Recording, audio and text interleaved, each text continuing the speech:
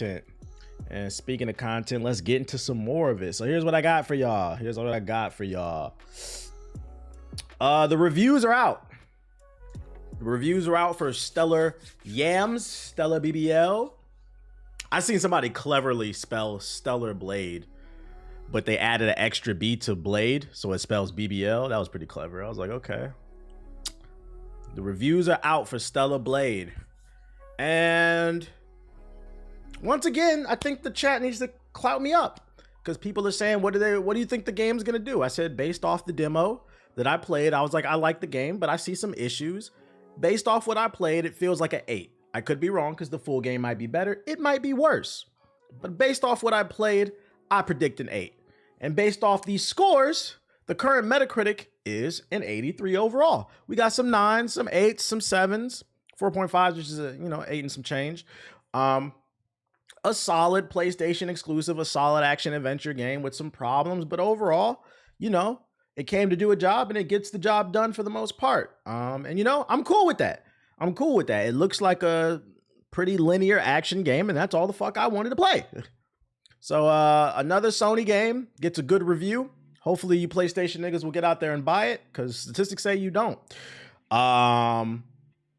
But let's talk about what's the real, which by the way, it drops Friday. We will be streaming it Friday when it drops. Let's talk about the real hardest hitting story of the day. It involves Stellar Blade. Currently trending on Twitter is the hard R. Now, if you've seen the hard R trending on Twitter, you might be thinking, what does that mean? Especially if you're a person of color, a black person specifically. Like, what the hell? Who's being racist? Well, it turns out there was something that happened. See, in the midst of all the reviews for Stellar Blade dropping, I guess someone who was playing the game early found this painting, this graffiti on the wall, and it spells hard, like Diddy. And it's next to the R shop. So people thought maybe, well, not people, a journalist posted an article insinuating that they were trying to be racist or whatever. But the issue is, for those who played the game, apparently hard is sprayed all throughout the game, and it ended up next to the R shop in the game, which is what it's called, the R shop. So it looks a certain type of way. So some people are crying racism and da-da-da-da. I thought it was fucking funny. I don't see what the big deal is. And the developers came out and they acknowledged it was just an honest mistake. They're from Korea, and like I agree. They already patched this shit out. It's not in the game anymore. You said folks are crying over nothing. Yeah, you know why? I told you, ever since money got involved on Twitter, ever since you can make money from tweets, people are impression farming. There's no way anybody took this fucking seriously. But just as a show of sign to show that they genuinely was like, it was like an honest mistake, they patched it. This is out of the game. So when it comes out on Friday, you will not see this. No biggie to me. I thought it was fucking funny. I wouldn't even mad if they kept it in the game. I thought the shit was fucking funny.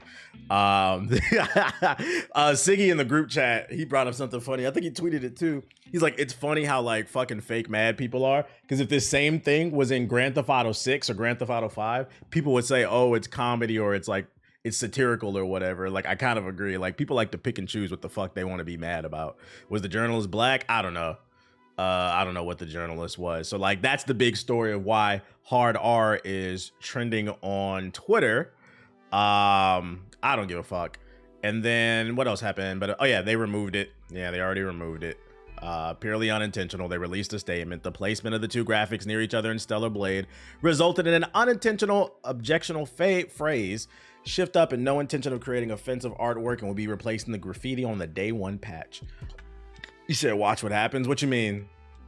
What you mean? They think they're gonna like do it in like South Park? I feel like there was something else. Oh, but the funniest thing to come out of the Stellar Blade drama today to me was this guy right here. Silent Cypher went on to tweet, the narrative sure has changed quite a bit regarding a game getting an 83 overall Metacritic. So, and this guy is upset because people are enjoying the game more than they're enjoying Starfield. We got a console warrior alert. So we're going to end the Stellar Blade news on some console warrior talk. PlayStation niggas have been getting work the past week or two. Xbox niggas, it's your turn. Yo, be quiet. Shut up, dog. I replied to this tweet and I feel like there's no, he didn't respond. Like, there's really no response to this shit. Hold up. This nigga's mad because it got an 83 and people love it. Which, by the way, This 83 and this 83 is not the, this is not the player score. This is the critic score. The critics gave it 83. What did the play? I don't think it has an 83 Metacritic Starfield. I'm willing to bet it's probably in the 60s, probably. If we go to the player score. God damn, I'm right as fuck. The player score based on 11,000 reviews is a 6.9. So this 83 is based off of 90 different websites, you know, professional journalists. That's what they thought. But players don't really like the game. That's no secret if you go on the internet. So first and foremost, your argument is disingenuous. There's not even any player reviews for Stellar Blade at the time of this recording or this stream because the game hasn't came out to the general public. So comparing these scores, you're conflating shit. It's not a fair argument. But even still, I can dismantle your entire argument with my response. Where did I put it at? Okay. So then I went ahead and I responded. I was just like, this is revisionist history. Blame Microsoft. The Xbox team said Starfield would be the most important RPG ever. You set those expectations, you better meet the bar. And this is true. Microsoft and Bethesda were running around for like 2-3 years saying Starfield is going to be the game of the generation. It's not a lot of exclusives on Xbox. So when the game came out, it better stick its landing. And it didn't. So when you set the bar that high, people are going to have higher expectations. So two things can be rated at 83 and be something completely different versus Stellar Blade. Stellar Blade actually did the polar opposite. Stellar Blade ain't really been doing a lot of talking. Honestly, when the game first got announced, nobody was talking about it for like a year and a half after it got announced. Nobody started talking about Stellar Blade again until they dropped the demo. They let the gameplay speak for itself. People like the game. They like some other stuff too. But for the most part, people like the game. And the people decided this is a good game. Microsoft and Bethesda tried to tell us this is going to be not only a good game, but a game that's going to, like, who remember? Okay, I put this clip. I put this because I feel like niggas forget. This is what I be talking about. This is a new genre of internet niggas, revisionist history. Listen to this shit. This is why Starfield got panned. The Xbox Game Showcase, followed by a deep dive into one of the most important RPGs ever made. One of the most important RPGs ever made. Not, hey, check this game out. We think it's going to be good.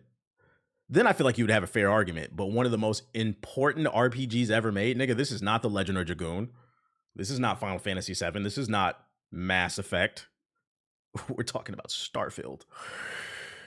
You know, the funny part is too, for the most part, people were like agreeing with me. Yeah, when you set yourself up for failure, that's what's gonna happen. Who gave this terrible take? Somebody replied to it. No. Did he delete the tweet? Oh, I think he deleted the tweet. Damn, you're lucky. I was gonna get your ass, bro. It was somebody saying that I was moving the goalpost. I'm like, who moving the goalpost? What the fuck are you talking about? You're just wrong. Anyways, yo, shout out to Prodigy Sage with the sub. Appreciate it. I guess he was upset I didn't respond because he deleted the tweet. The tweet, what Drake say? The tweeters and deleters. Yo, niggas, these niggas at Microsoft said this shit was gonna be the game of the generation. This is the first. Remember, they said this is the first time we're launching a new IP on an engine that we've been working on for like 20 years. I'm sorry, there's nothing in Starfield that looked like they had been working on it for 20 years. It looked like the engine that Starfield runs on, it looks like the same engine Fallout 4 ran on. They just turned the graphics up a little bit, and not even a lot of it, a little bit. And yeah, I said a lot of it, nigga. They turned it up a little bit. Talking about, we've been working on this engine for 20 years. Get the fuck out of here, bro. That's why that shit got panned. Don't set this is why it's important, kind of going back to the video that I made like a couple weeks ago. More than ever, it's time to bring back game demos. And we should bring back game demos. Every game should have a demo for the opposite reason demos used to exist in the first place. Demos were a thing when I was a kid because gaming wasn't as big. There wasn't as much money to be made. So you had to put a demo out for your game because gaming was still considered a kid's thing. So the pool to make money was smaller because Gen X wasn't really playing games like that. So you had to put a demo out to give people a little sample size to upsell the game. Demos went away when gaming became more mainstream, but now they're coming back around and they need to come back for the opposite end of the spectrum. Now we have too many options. And not only do we have too many options in terms of games are coming out every day on Steam, Xbox, PlayStation, Ouya. Now we have too many options. So the demo needs to come back, because with inflation through the roof and the value of the dollar or wherever you're from, because inflation is through the roof across in the world, across like pretty much every country. Everybody's currency is fucking down, bro. People are poor. They're poor, okay?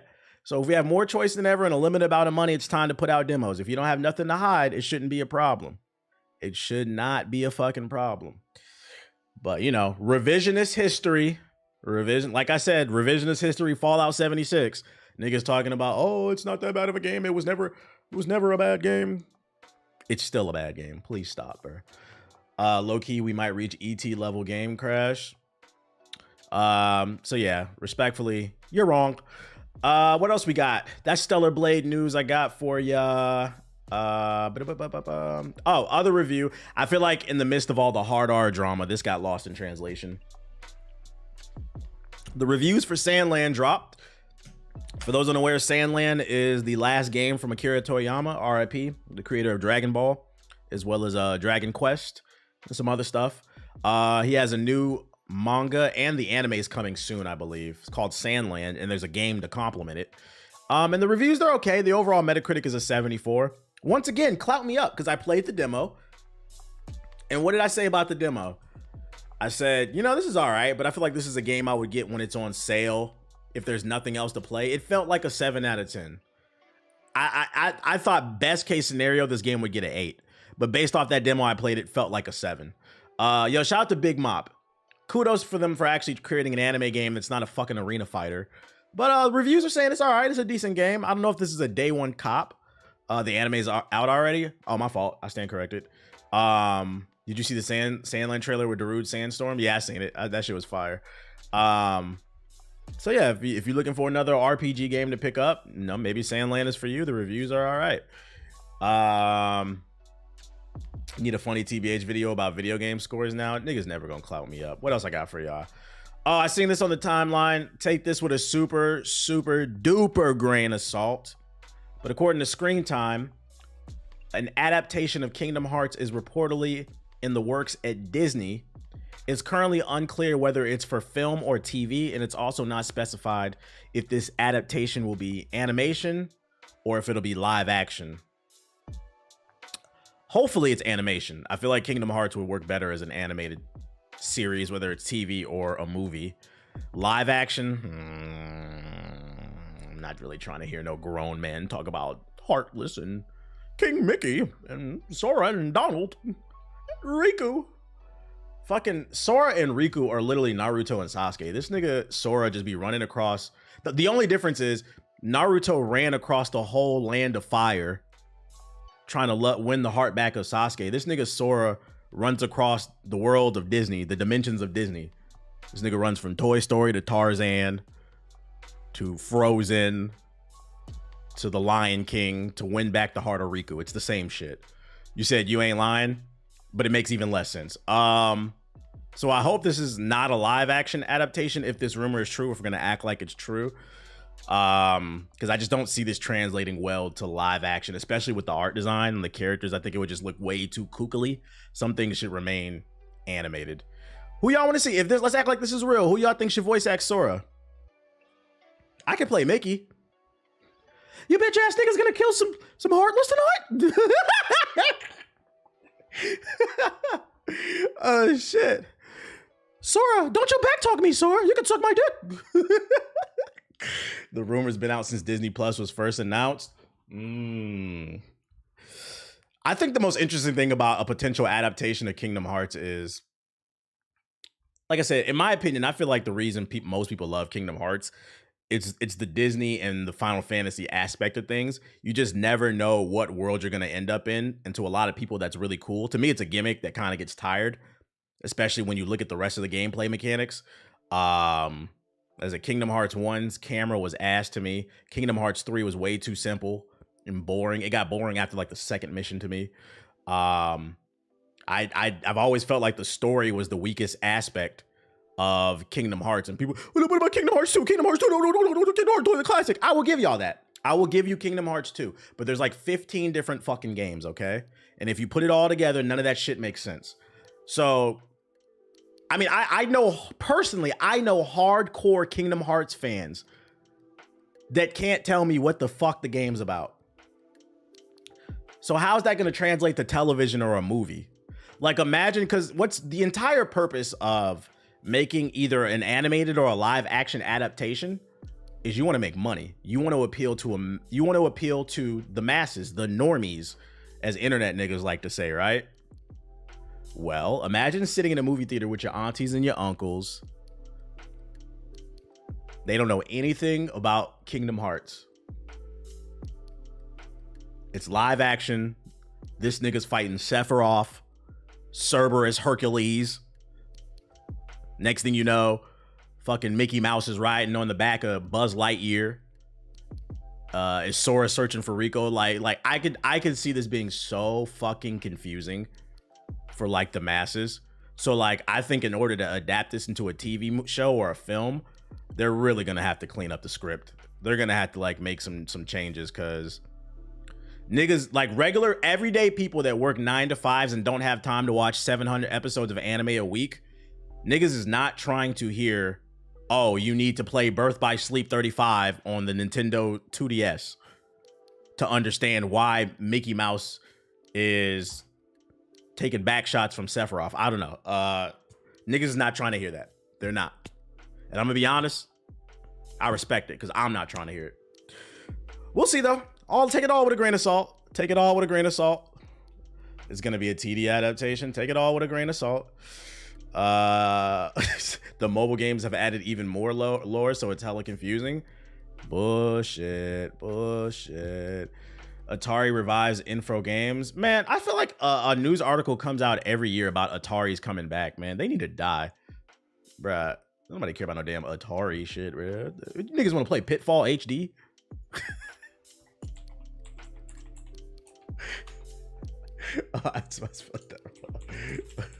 Somebody linked the article in the chat about Sauce linked the article about fucking Atari again. I swear we're coming out with a new console, guys. Wait, did they make one? They made a Pitfall HD? Like y'all want to play Pitfall in 4K? Y'all want to play this? This was the original Nathan Drake. This was the original, guys. Y'all want to play that shit? I'm good off Atari. ET HD. I'm good. What else I got for y'all? Yeah, plus ray tracing. Valve updates their Steam refund policy to include advanced access. I don't know what this means. Let's read along. All I do know is, for those of you unaware who are not into PC gaming, you can get a refund. Another reason why PC gaming is great. You can get a refund on any game that you buy, no questions asked. I've refunded a ton of games on stream. I've literally bought games for shits and giggles on stream. Said I bought the game for shits and giggles on stream, and I always get the refund. And the rule is, as long as you don't play the game for more than 2 hours, you can get a refund on Steam. No questions asked. So if you want to try the game out for like an hour. Yeah, I literally, if you're new to my content, I literally beat, because in the reviews, it said Bluey the video game is less than 2 hours. I literally beat Bluey the video game in like an hour and 15 minutes. And I refunded it, played the whole game. They do not ask. That's one of the benefits. That is one of the benefits of PC gaming. Demos technically exist on PC because you can just play the game for like an hour. If you don't like it, refund it.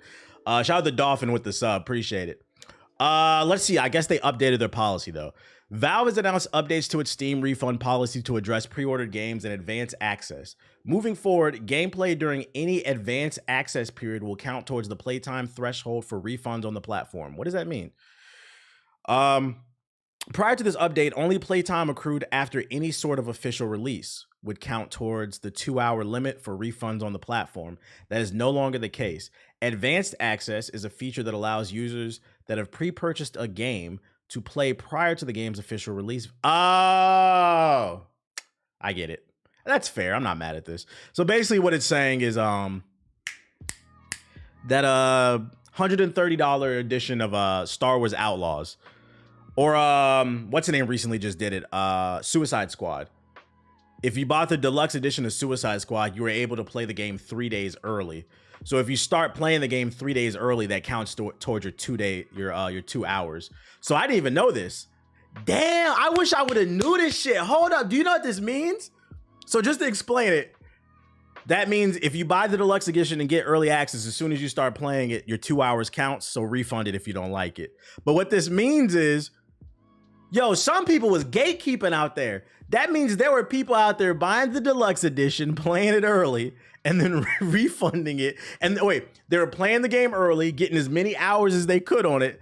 Niggas played like 10, 15 hours, and then waited till the day of release, played for 2 more hours, and could have got a refund. Y'all didn't tell me this shit? That's crazy. We could have finessed the system. Who was gatekeeping this shit? Yeah, that shit mad smart. We need the gift of the black dude. That's different. They getting rid of this shit though. They said, oh, we done figured you niggas out, bro. I think this is funny too. Yeah, 500 IQ play. This is funny because how long is the Steam? Let's see. Steam introduces. I bet we could let's just ask. Let's ask Grok. When did Steam introduce their refund policy? Or should we say what year? What year did? Give me an answer. Give me an answer. Give me an answer. What's up, Keith?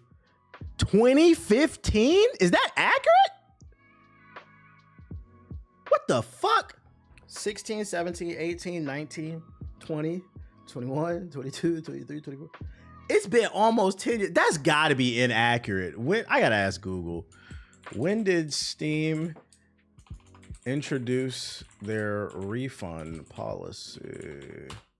That sounds close to being. It was 2015. Grok is right. Shout out to AI.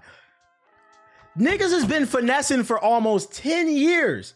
And y'all didn't tell me. This is crazy. This is fucking. Oh, my bad. Yeah, 11. My bad. This is fucking crazy, bro. This is fucking crazy. Wish I would have known, man. I can't. All I can say is. What the fuck? Exactly, Tails. Yo, that fucking. Yo, that fucking. With this money, I can now ditch the that notification was fucking great. That timing. What the fuck? And that's exactly how I feel, Tails. All I can say is.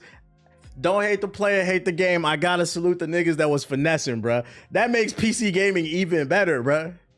That makes PC gaming even better. Because sometimes maybe 2 hours ain't enough to decide whether or not you like a game. Niggas was putting 6 hours on a game and refunding that shit. That's great, bruh. That's fucking great. That's content right there. That being said, it sucks that they're changing this, but I understand it. It's fair. It's fair. I can't be mad at this. I can't be mad at this. Who did the buy alerts? I got the actual voice actor for Tails. I know him. Next piece of news I got for you is no rest for the wicked developers defend early access. Says Dark Souls would have benefited from this. What the fuck? So for those unaware, no rest from the wicked is the new Souls-like game from the developers of Ori and the Blind Forest.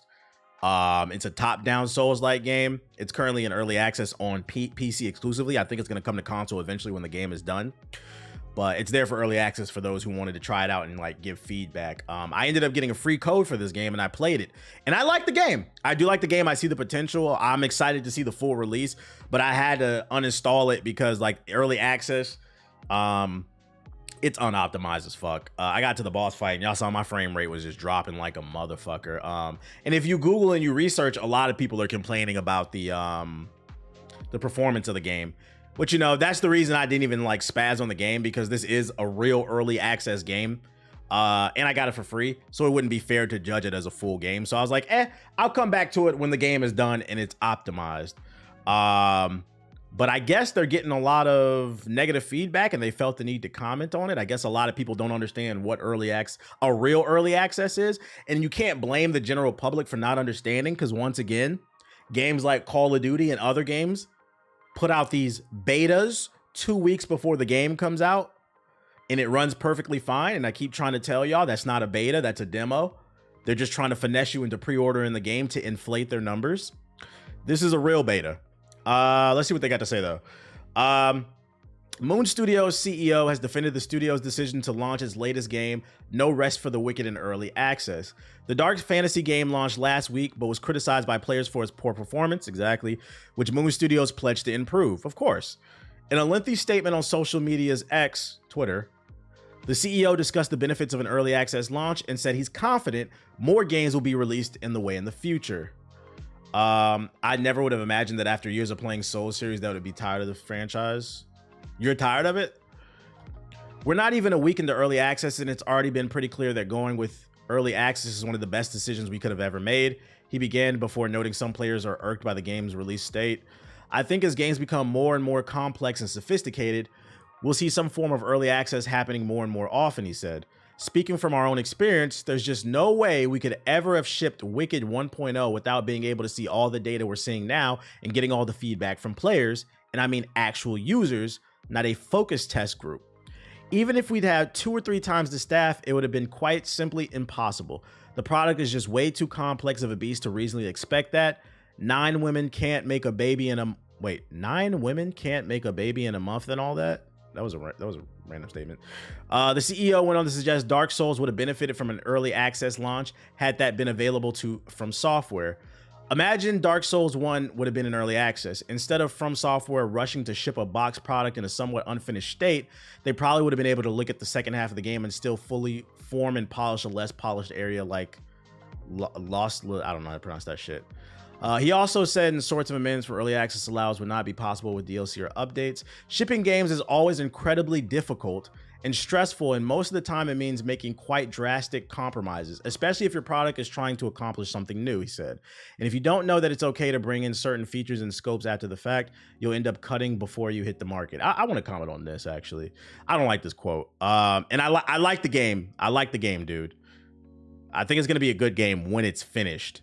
But I don't feel like you had to throw Dark Souls under the bus to do that. Because first and foremost, people love Dark Souls 1. 2, this statement it's tone deaf because not only did you throw shade at them for no reason, like you literally threw it at them for no fucking reason. Like this is where I mean, like, yo, people need PR training. The quote should have been, early access has been great for us because it's been able to help us fund the project that we are struggling to fund, but also we're getting tons of feedback that we would have never gotten from a small focus test, which in turn is going to help us build a better game. That's all they had to fucking say. Basically, this first paragraph. But then you went and threw them under the bus, and this statement is stupid because Dark Souls 1, 2, 3, Bloodborne, Elden Ring, Sekiro, Shadows Die Twice, they're all successful games. So what was the point of even saying that shit? I mean, I agree with the Dark Souls 1 quote. An entire area had poor performance. Even if it's true, even if it's rooted in truth, there was no reason for it. Because it looks a certain type of way. It's one of those things, it's like you have to outweigh the risk to the benefits. There's no benefit really to him saying this. But I get what you're saying. So even if you dislike the idea of early access, it's one way to allow developers to truly perfect a product over time. So please try to understand that there's value in that. In a follow-up post, the CEO stated PlayStation and Nintendo need to embrace early access. PlayStation, sure, because their platform's powerful enough. I'm not gonna lie. Nintendo, I don't know. Let's wait for the Switch 2 to come out before we talk about early access for Nintendo games. Early access would have not helped Tears of the 720p. That shit was gonna run at 15 frames regardless. But Nintendo niggas love it. You can't tell them nothing. They love their 20 frames and Luigi ads. Nintendo just needs more powerful hardware. That's their issue. The industry is just changing at a rapid pace, and holding on to things that were from the norm 5 to 10 years ago is too restrictive, he said. Ultimately, people just want to play great games. It shouldn't matter how the game was developed, just that it was, and if players can't play some great experiences on your platform, you're doing your audience a disservice. Plenty of high-profile games are launching. Okay, he's just starting on the shit. Yeah, like, yeah, he just didn't have to throw Dark Souls under the bus. It was unnecessary. Hopefully this doesn't bring them like bad PR, because I do genuinely think this is a good game that has a lot of potential. Very interesting take on the Souls formula. But I'm gonna wait. Is there a roadmap for this game? Like, is it gonna be done in 6 months, like a year? Did they say? Because I'd rather just wait till the fucking game is finished. I hear you, but 7 Days to Die been in EA since 2013. Wait, what? He's just letting the comments get to him. He knows it's early access. Just say we are working on it. That's what I'm saying. It feels like, yeah, he wasn't expecting, especially because he's coming off, this studio is coming off Ori and the Blind Forest. And then what was the second one called? The Whisper the Willows or some shit? Both Ori games were like critically acclaimed. So I would imagine it's pretty hard for your ego to hear people shit on your game. But like, if that's one of those things where I tell you, if you want to get into any form of business, you got to remove your ego. And don't listen to how things are being said, but listen to actually what's being said, because I haven't heard anybody call this game trash. Everybody is saying this game is good. People are just saying they wish it ran better, and that's okay. In my opinion, if I could have consulted them, I would have said, because from my understanding, there are 3 large areas in the early access that you can play. They should have launched early access with one area and like one big boss fight. And they should have optimized that. And then, you know, patch the rest of the stuff in later with the roadmap. I think they put out too much too soon, and they didn't focus on the optimization. Or 2 areas. Maybe they would have been able to handle 2 areas. I think they put out a little bit too much content, and they didn't focus enough on the optimization. At the very least, that's facts. I've heard the game is, yeah, like nobody's saying the game is ass. Like we just want it to run well. At the end of the day, even if it's early access, I know it's illogical to some degree, but you got to understand, people are poor. People paid for this shit. They want something to work to some degree. Because I think the thing is, when people hear early access, I think a lot of people interpret that in a lot of different ways. My brain interpreted that as like, I knew what I was getting into. Like there's a chance this might be unoptimized. But some people hear early access and they hear early access to the game, and what's there works. So maybe I think they need to work on the messaging. Help people understand like, yo, what you're buying is a really unfinished, unoptimized product. A lot of devs currently behind the early access tag. Yeah, a lot of fraudulent finished games. Didn't go back to watch you for real. What do you think makes it stand out as a Souls-like besides it being top down? Well, the story, there's a cohesive story, the really good voice acting. It's actually really interesting. The crafting system, that's an interesting take on things as too. It's like little things. It's just like little things. Could they have called it like a stress test? Nah, because it's not multiplayer. I think like for these early access games, maybe put it on the Steam page. Maybe list on the Steam page known issues and like put at the top in red. Current state has known performance issues or something like that. But yeah, I don't know. Interesting.